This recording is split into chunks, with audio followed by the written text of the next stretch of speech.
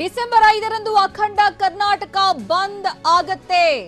December 5ರಂದು ಅಖಂಡ ಕರ್ನಾಟಕ ಬಂದ್. ಕನ್ನಡ ಪರ ಹೋರಾಟಗಾರ ವಾಟಾಳ್ ನಾಗರಾಜ್ ಕೊಟ್ಟಂತಹ ಹೇಳಿಕೆ. ಡಿಸೆಂಬರ್ 5ರಂದು ಅಖಂಡ ಕರ್ನಾಟಕ ಬಂದ್. ಡಿಸೆಂಬರ್ 5ರಂದು ಬೆಳಗ್ಗೆ 6 ಗಂಟೆಯಿಂದ ಸಂಜೆ 6 ಗಂಟೆವರೆಗೆ ಬಂದ್ ಮಾಡಲಾಗುತ್ತೆ.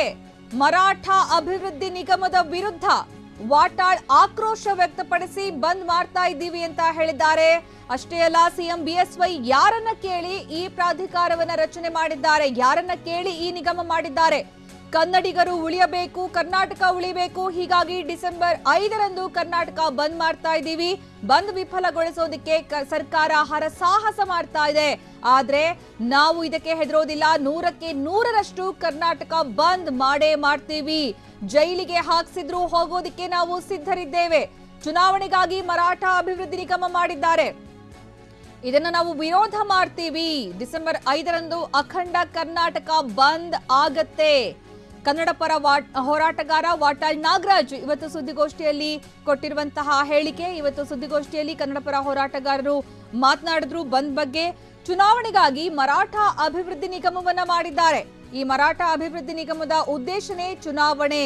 ಇದರಿಂದ ಈ ನಿಗಮದಿಂದಾಗಿ 100ರಿಂದ 200 ನಿಗಮ ಮಾಡಬೇಕಾಗತ್ತೆ ಮುಂದಿನ ದಿನಗಳಲ್ಲಿ. ಇದರ ಪರಿಣಾಮ ಕನ್ನಡ ಒಕ್ಕೂಟದಲ್ಲಿ ಯಾವುದೇ ಭಿನ್ನಾಭಿಪ್ರಾಯ ಇಲ್ಲ.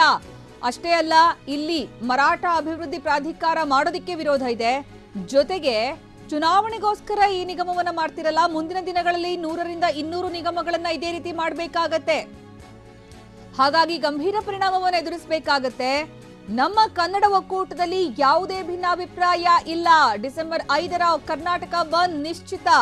ಡಿಸೆಂಬರ್ 5ರಂದು ಏನಾದ್ರೂ ಅನಾಹುತ ಆದ್ರೆ ಖಂಡಿತವಾಗ್ಲೂ ನಾವು ಜವಾಬ್ದಾರರಲ್ಲ. ವಾಟಾಳ್ ನಾಗರಾಜ್ ಕೊಟ್ಟಂತಹ ಹೇಳಿಕೆ. ಕನ್ನಡ ಪರ ಹೋರಾಟಗಾರರು ಬಂದಿನ ಏನೇ ಅನಾಹುತ ಆದ್ರೂ ನಾವು ಹೊಣೆಯಲ್ಲ, ನಾವು ಜೈಲಿಗೆ ಹೋಗೋದಕ್ಕೆ ಸಿದ್ಧರಿದ್ದೇವೆ.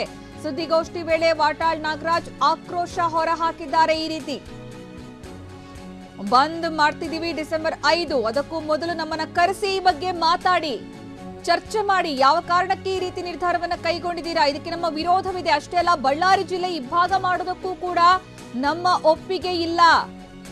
ಸರ್ವಪಕ್ಷಗಳ ಸಭೆಯಲ್ಲಿ ನೀವು ಸಭೆ ಕರೆದಿಲ್ಲ, ಚರ್ಚಿಸಿಲ್ಲ.